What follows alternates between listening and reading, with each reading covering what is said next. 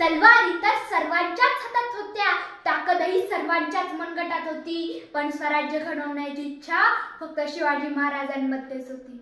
असे म्हणतात की इतिहास घडवणारी माणसे इतिहास विसरू शकत नाही आणि इतिहास विसरणारी माणसे इतिहास घडवू शकत नाही. अशीच एक ऐतिहासिक कथा मी कथाकथन स्पर्धेच्या निमित्ताने सादर करीत आहे.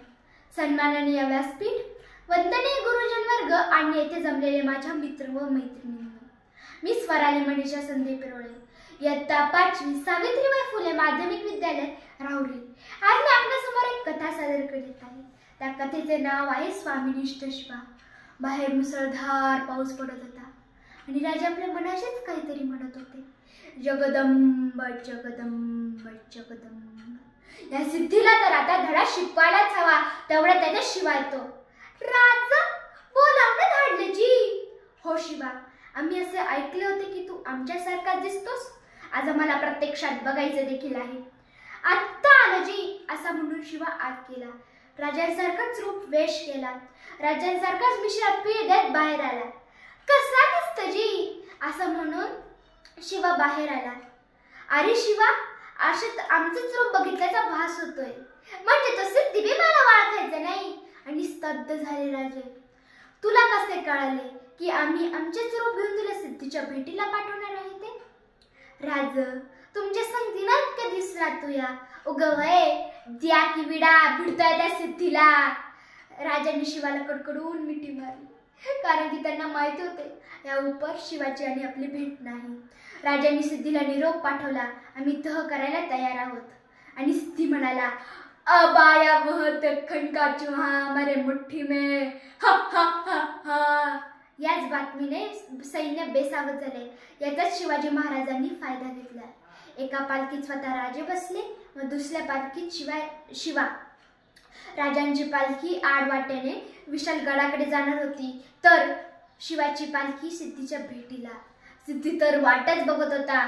शिवा आला, खाली उतरला, गळा भेट झाली आणि सिद्धी शांत झाला.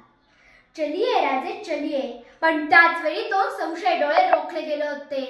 शिवाच्या शामियानात पाऊल पडताच ते पुटपुटले.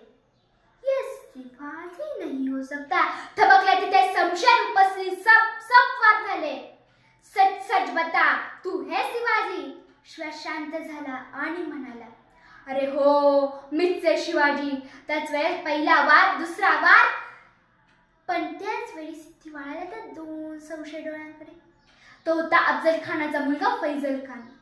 तुम कैसे कह सकते हो ये शिवाजी नहीं है?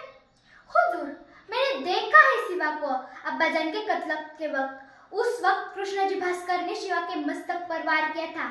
अगर ये सच में शिवा है तो ढूंढो ढूंढो उसके मस्तक पर. शिवाच्या डोक्यावरील जिरेटोप कसकन ओढण्यात आला. वाराची ती खून होती. शिवा सापडला.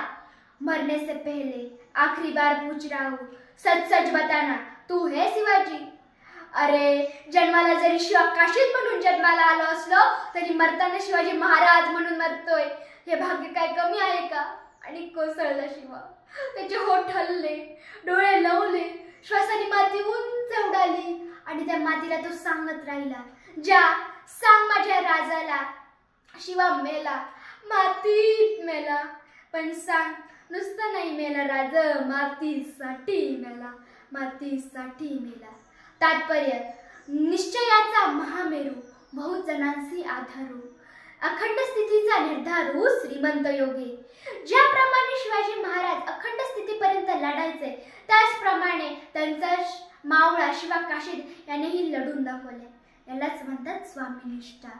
जय शिवराय, जय शिवराय, जय शिवराय. धन्यवाद.